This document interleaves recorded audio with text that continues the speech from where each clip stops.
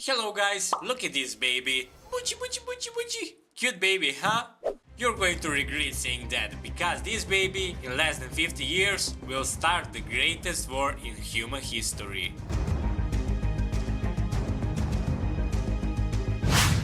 Most people think that this tragedy began with an invasion of Poland, but to understand why that was just a drop that overfilled the cup, we need to go way earlier, long before the war itself. Unlike the World War I, which had a clear trigger, the road to World War II is much messier. World War I ends, and the losers Germany, Ottoman Empire and Austria-Hungary are forced to accept Allies' demands. Germany especially gets hit with, let's call them, hardcore penalties. The country plunges into massive political and economic chaos. The people are angry, humiliated, and their frustration quickly turns into hatred and a thirst for revenge.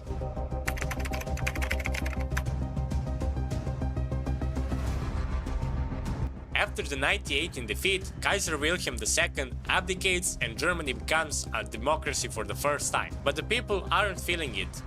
Many Germans believe the new government, the Weimar Republic, had betrayed the nation by signing the Treaty of Versailles. Democracy never gained the real trust.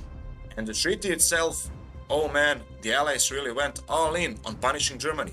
They basically said, everything is your fault, pay a ridiculous amount of money, shrink your army to a gym class size, give away land, and also no tanks, no planes, no fun allowed. So yeah, Germany loses Lorraine, parts of Poland, and all its African colonies. The military gets cut down to 100,000 men, and they have to pay 132 billion gold marks. People felt humiliated, angry, betrayed.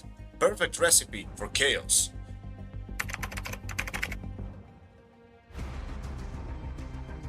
Germany looks at the bill they have to pay and goes, bro, we don't have that kind of money.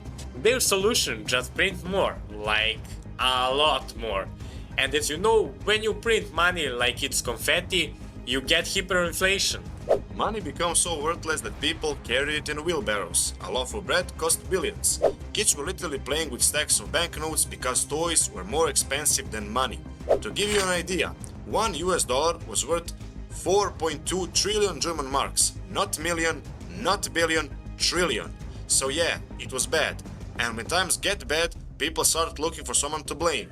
And sadly, a lot of that blame got directed at Jews, Slavs, and other minorities. And right in the middle of all this chaos walks in a guy who failed art school but absolutely crushed public speaking, Adolf Hitler. This dude knew exactly what people wanted to hear. He pointed fingers, blamed minorities, blamed the government, blamed everyone except himself, and promised to bring Germany back to greatness. People ate it up. His party kept growing and growing until eventually they were basically the most popular thing in the country. And then President Hindenburg is like, fine, here, be chancellor, just calm everyone down. And Hitler says, of course, totally, yeah, sure, why not? Then immediately does the opposite. Political enemies vanish, book starts burning, Jews get targeted, propaganda spreads everywhere.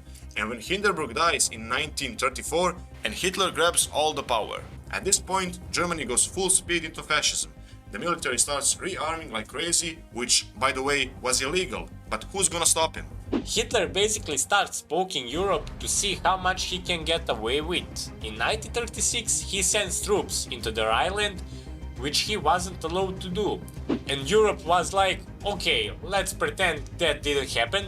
In 1938, he annexes Austria. Austria was like, hey guys, we're Germany now. Europe was like, fine? In advance, sorry for butchering the names. Later, in 1938, he demands the Sudetenland from Czechoslovakia. Britain and France give it to him at Munich. Europe was like, seriously, this is the last one. In 1939, he takes the rest of Czechoslovakia anyway, and Europe was like, my brother in Christ, what are you doing? But nothing stops him. He already knows his next target. Poland. Only one problem. Attacking Poland could piss off the French and the British. And Hitler definitely doesn't want a two-front war. So Hitler and Stalin, two guys who hated each other's guts, suddenly becomes besties. In August 1939, and signed the Molotov-Ribbentrop Pact. On paper, it was a non-aggression pact, but secretly, they literally sit down and divide Eastern Europe like it's a pizza. You take this part, I'll take that part, we both get a slice of Poland. This pact is huge because it tells Hitler, yup, go ahead, the Soviets won't stop you. No two-front war, no eastern threat, nothing standing in the way. And at that point, the dominoes are all lined up. Just 1 week after the pact, on September 1st, 1939, Germany invades Poland.